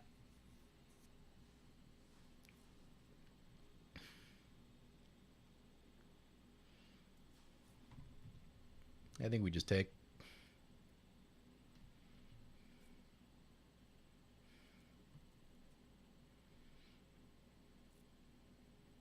Could really use some vigilance. Do these things have vigilance? This creature, the creature you make off this has vigilance, which will be really good with Odric. Okay, so next turn we cast this, we cast Odric, we discard a card to get a 2/2 with vigilance, and then we don't have to tap out to attack, and I love that. That sounds amazing. Down to 18. Could use a big draw off the top. We've been missing the big draw off the top most of the game. It's been a lot of lands.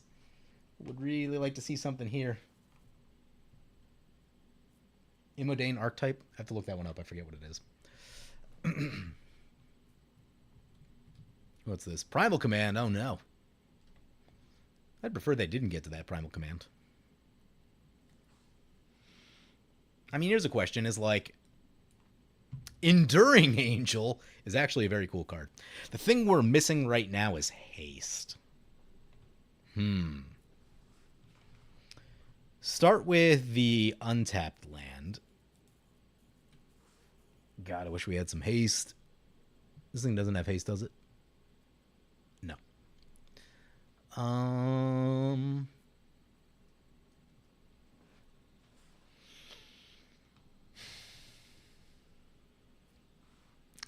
So we'll have 2 chances to cheat death. With this and with Gisela. Okay, here we go. Let's try it. Get the Chivalric Alliance. I guess if nothing else, too, just having a few extra blockers for all this nonsense will be good, but see how all this goes. Cast the Odric.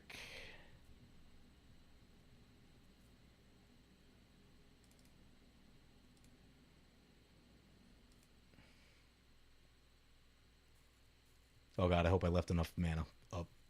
1, 2, 3, 4, 5. That'll be 5 white, so we can basically get Ancient Tomb and Nykthos will get us enough for the Enduring Angel as long as we don't lose anything. We need to make the Knight like we talked about.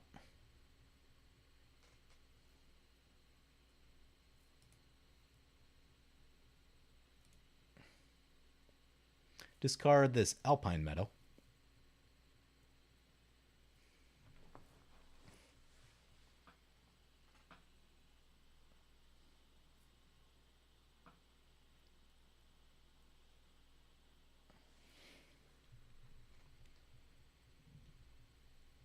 And we get to draw a card. Love that.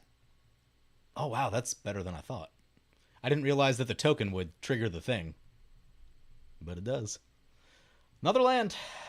Gross. Well, might discard that land also. We'll see. We will see. I want to...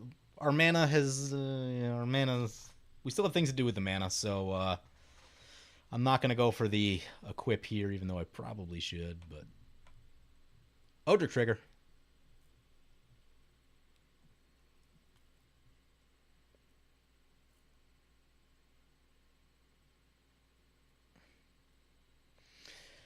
Double strike, first strike, flying, and vigilance. Not bad. Lifelink would be nice. Ooh, we have hexproof. Seems like a nice one also. We're just going to try to take D-Manny down. He's kind of tapped out for the most part, and... This seems like the time to try it. It's actually probably not going to be as much damage as I thought. Maybe we should have equipped the sword. We do get to draw a card, like that. We have Kabira Takedown in the graveyard, which we may use if we get this damage through. Lizard Blades is okay. Probably not really what we need.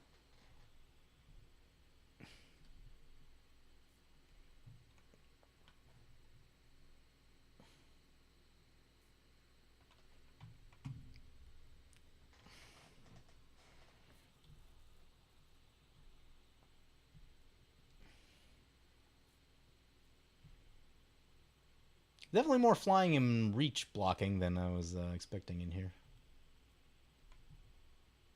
Is that going to die? No, the double damage. It should be fine.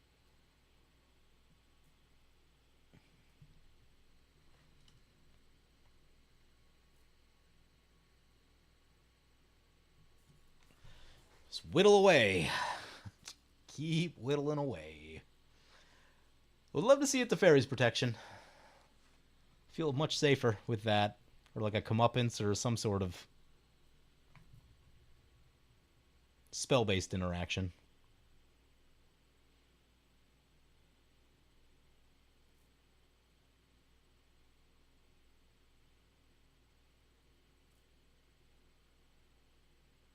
Oh no! We lost our Moria guy.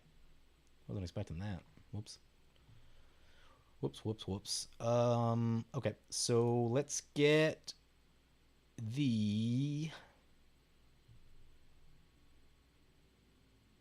Yeah, we're gonna have to use the Ancient Tomb. Add devotion equal to white. Get the Enduring Angel. Is this a once per turn? Yep, only once per turn. So we'll save it till next turn for the Lizard Blades. Actually, we could also discard during someone else's turn.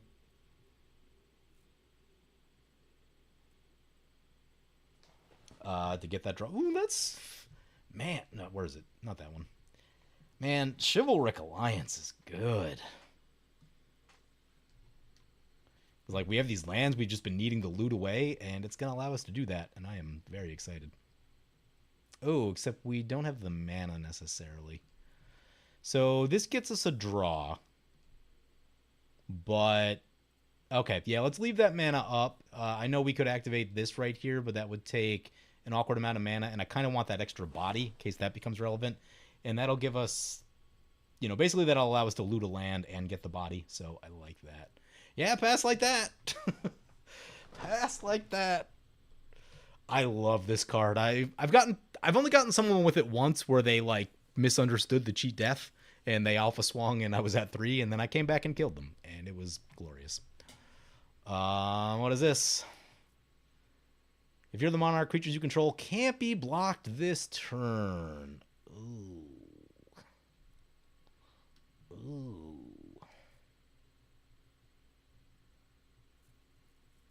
Don't like that.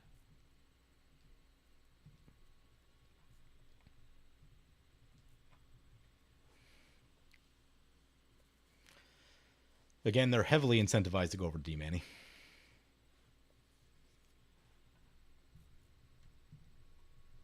They become the monarch. Our saving grace is that they just don't have that much mana.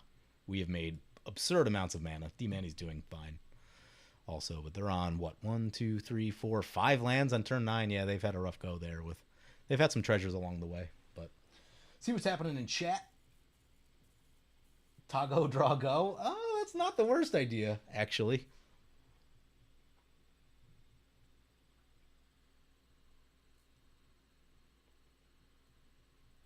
Probably need to like place my camera somewhere else. Seems like an awkward spot to put the camera. We'll work on that. Tectonic Reformation. Yeah, Tectonic Reformation doesn't do enough for my liking. Like, I mean, if you're talking 2-mana enchantments, Chivalric Alliance is just better for the type of decks that I like to play. You know, if you're doing some like weird spell-based thing where you don't have a lot of creatures or something, sure.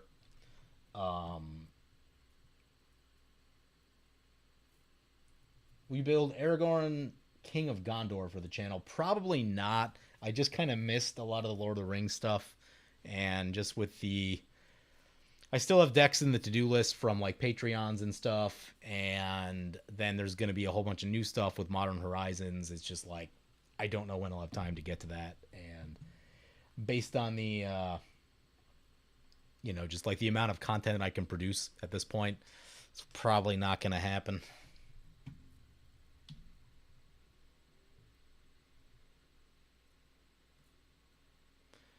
Opponent didn't play any pump spells like they did last time, so that's interesting.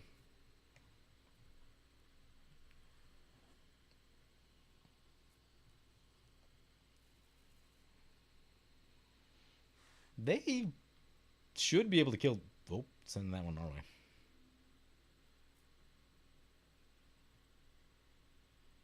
Yeah, I mean, this should be lethal against D-Manny. I guess they could bounce Gisela. That could happen, but... If nothing else, we've got him on the back foot. Still, things could go wrong. We're in a spot where everything could go wrong.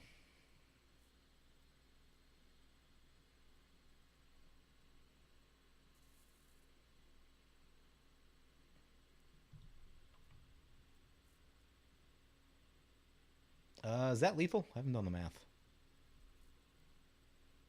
No, because it's only 6 damage. I feel like maybe they should have went like a little harder on that one. Maybe they feel like they can't take us. Huh.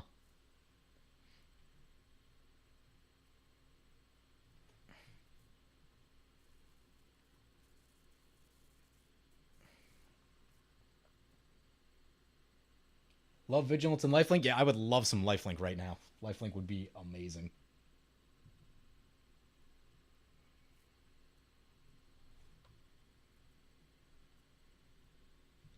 Does this have lifelink on the back? No, just when you attack, you double your life. Okay.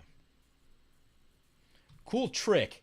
So if you have like a if you have a sack outlet and a pulse mage advocate, you can sacrifice this and then reanimate it at instant speed to put it back on the front side to get the cheat death again. I almost had it come up once, but I think I ended up winning the game before it became relevant. But it was like on my radar to be able to do that, and I'm like, oh man, that is cool.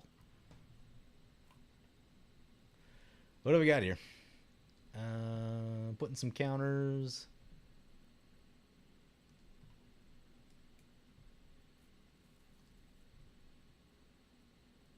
Creatures who control power 4 or greater gain hexproof and indestructible. What? Where's this going? Where is this going?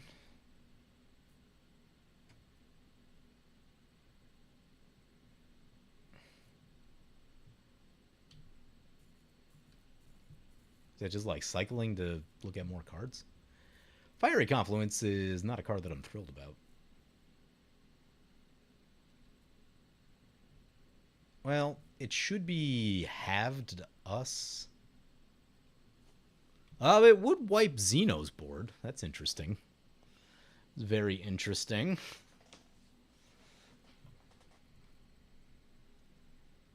Huh. Yeah, we got a little game going here. Little triangle of death. A Chroma's Will right off the top. That would be fantastic. That would be so amazing. Still, blue bounce could get us. Ether Eyes, Ether Spouts, Rift.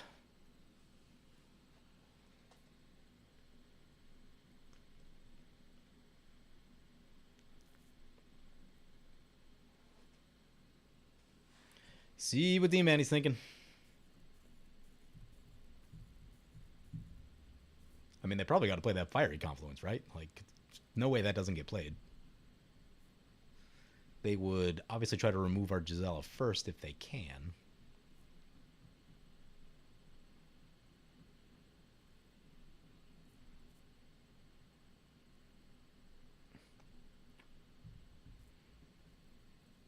Mizzix Mastery. Ugh. Hope blue deck has a counterspell. I mean, yeah, we just, like, lose if that resolves. Oh, it resolved. Cool. Fantastic.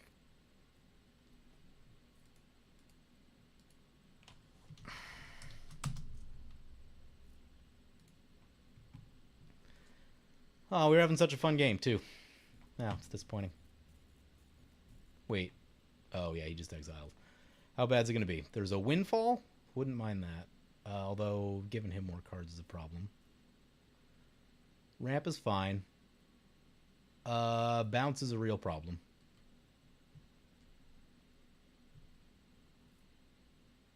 Primal Command is a problem.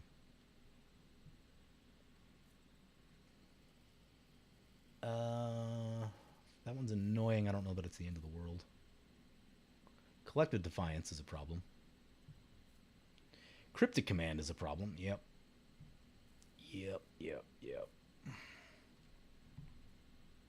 Bounce Gisela, of course.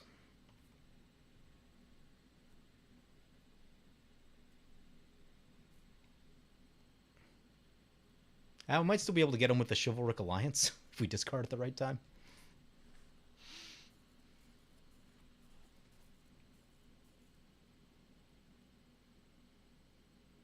Which ones are the surveillance lands? I don't even know if I've seen them. Are those the ones that surveil?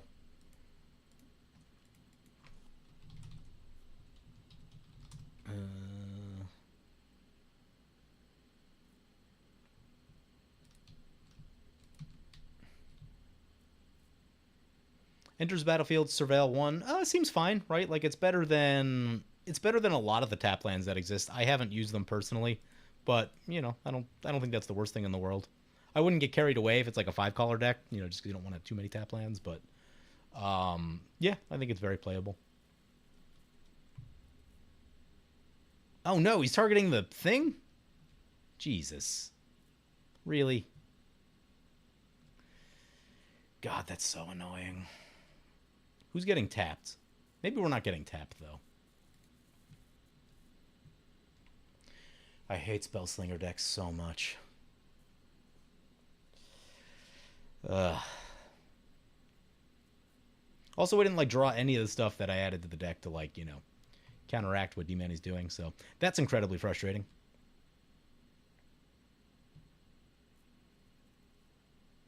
Are they going to get their own Sublime Archangel? Or Enduring Angel? Yeah. Think they might. Think they might.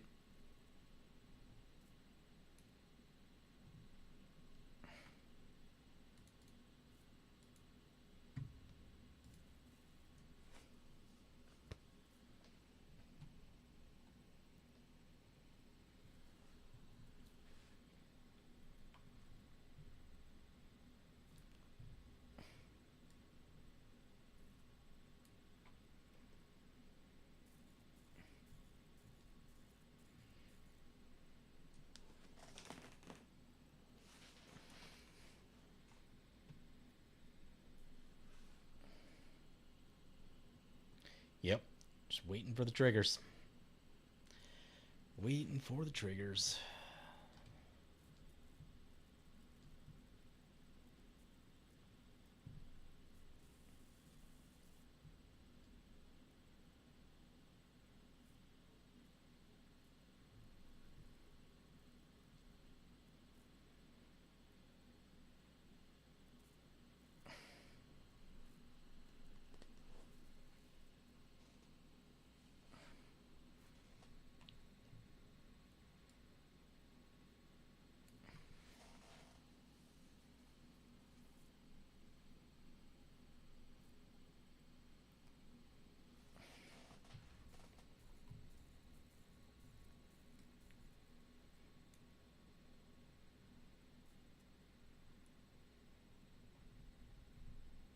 And yep, then he gets to cast a bunch more. Love that.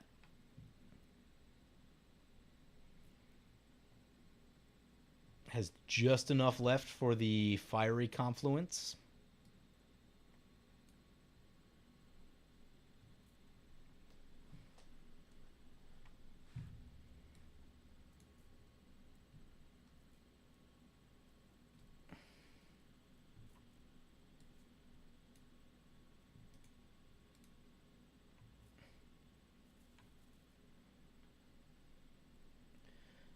I don't know how we're getting out of this. Xeno's got to do something. We can't save ourselves from this position. Xeno has like a fog or a bounce or something. That's what has to happen, basically.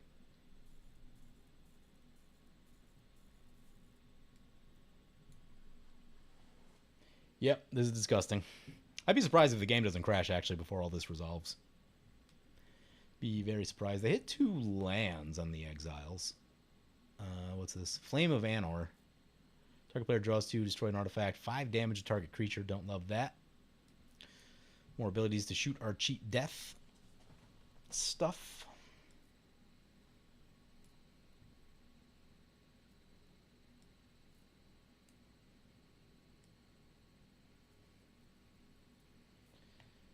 Yep.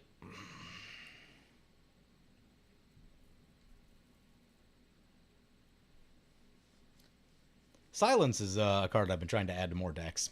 Prevent stuff like this. Because, like, you knew this turn was coming, right? Hit him with a silence. Stop all this nonsense. Well, he had the double the shaman guy earlier, and that was causing problems, and shot that. But yeah, now yep, there it goes. Game has crashed. Yep, knew that was coming. Knew that was coming. I mean, I think we're dead. I guess the question is, does Zeno have anything? I'll ask him in chat real quick. We can find out.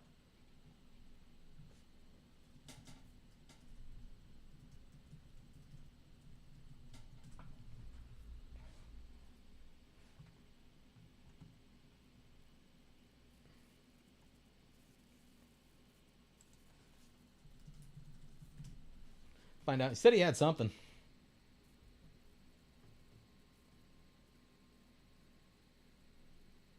He said he has austere command. That doesn't help us at all.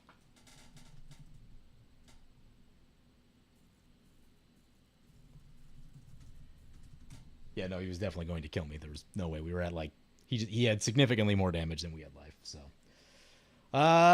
yeah, I guess that's the game. Definitely don't want to get into another because that game was very long. So yeah, I am planning to do more live streams coming up here in the future, maybe about one a week or so. Again, I don't really have a schedule planned out, so just kind of keep an eye out on the YouTube homepage, and if you see it, pop on in. But yeah, thank you guys for watching, and yeah, we'll see you all next time.